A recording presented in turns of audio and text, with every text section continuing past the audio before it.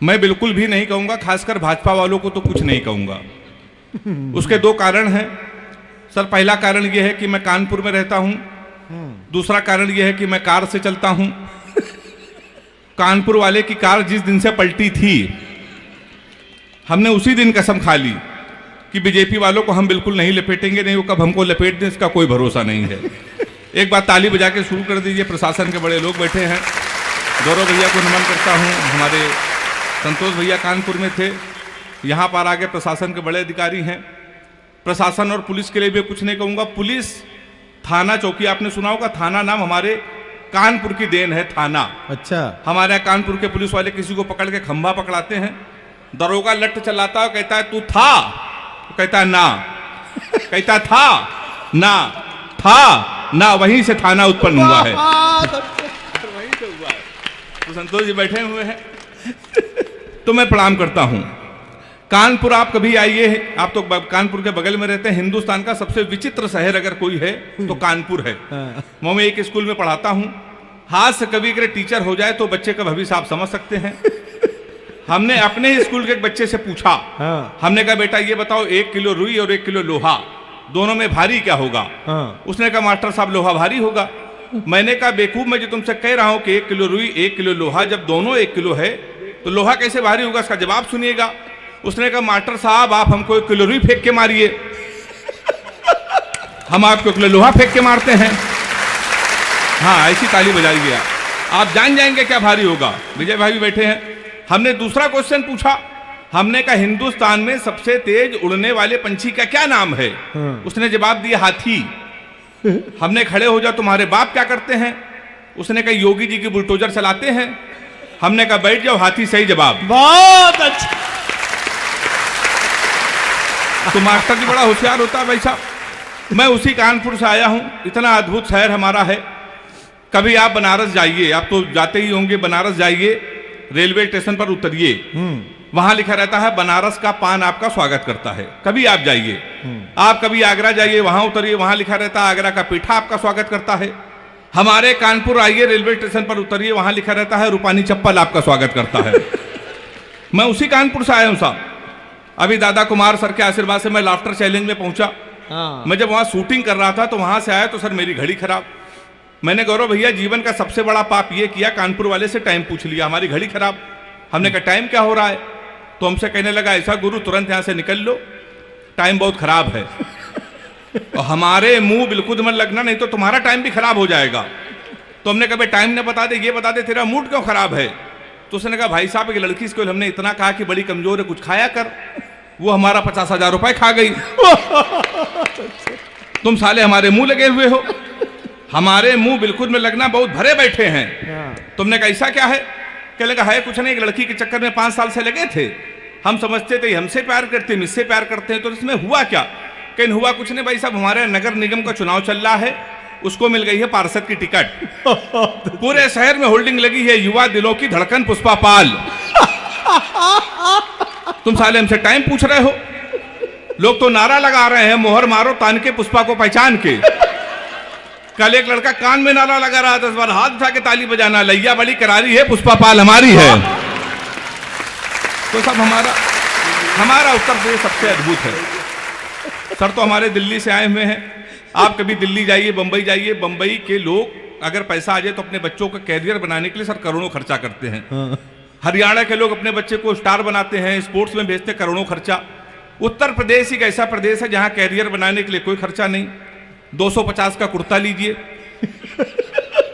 350 का सफेद पैजामा, 50 रुपए का काला चश्मा, 40 रुपए गले में डालने वाला अंगोछा। हमारे यहाँ तैयार हो जाता है युवा हृदय सम्राट।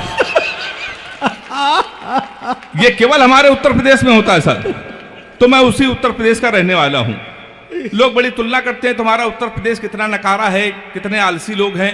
अभी जब हरियाणा के बच्चे ने भाला फेंक के स्वर्ण पदक जीता, तो एक वीर रस के कवि ने हमसे कहा अगर यही भाला हम पाकिस्तान में फेंक दें, पाकिस्तान तो निपट जाएगा। हमने कहा इसमें हिंदुस्तान की बेइज्जती है, भाला इतना बड़ा, पाकिस्तान इतना बड़ा।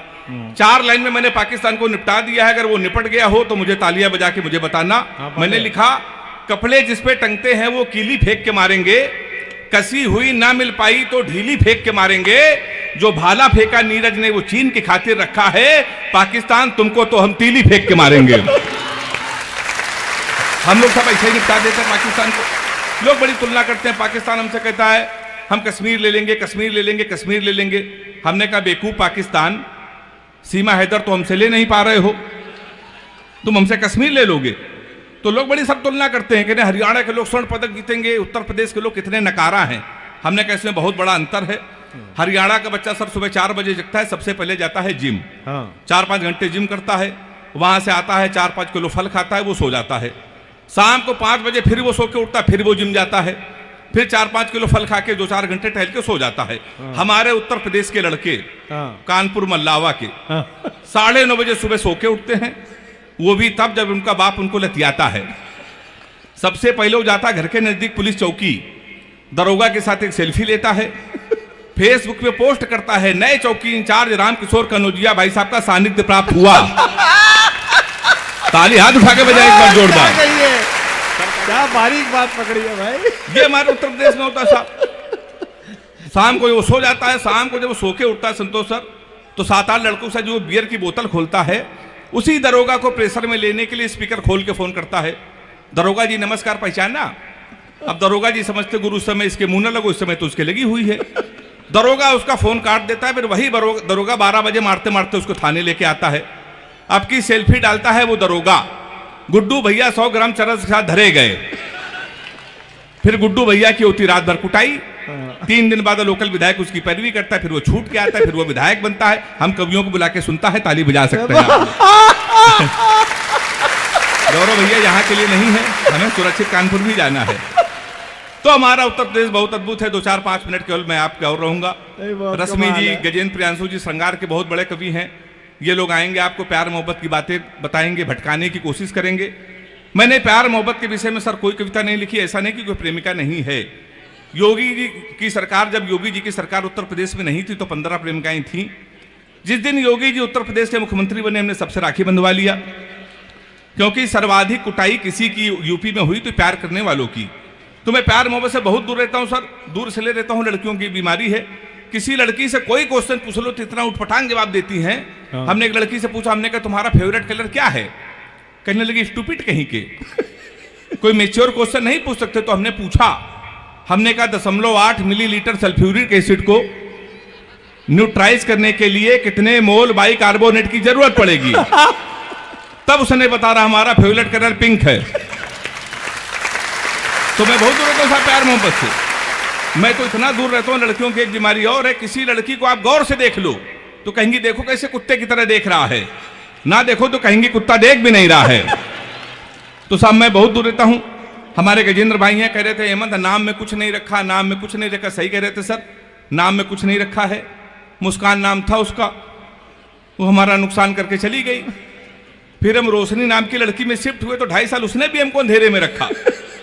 लोग सही कहते हैं नाम में कुछ नहीं रखा। इन बेचारे लड़कों को देखिए, ये लड़कियों का नाम मोबाइल में सेव करते हैं, my honey baby, my darling, my sweet heart, my जानू। इन बेचारे लड़कों को देखिए, ये लड़कियों के नाम मोबाइल में सेव करते हैं। पप्पू हलवाई, राशिद प्लम्बर, मुन्ना हवलदार।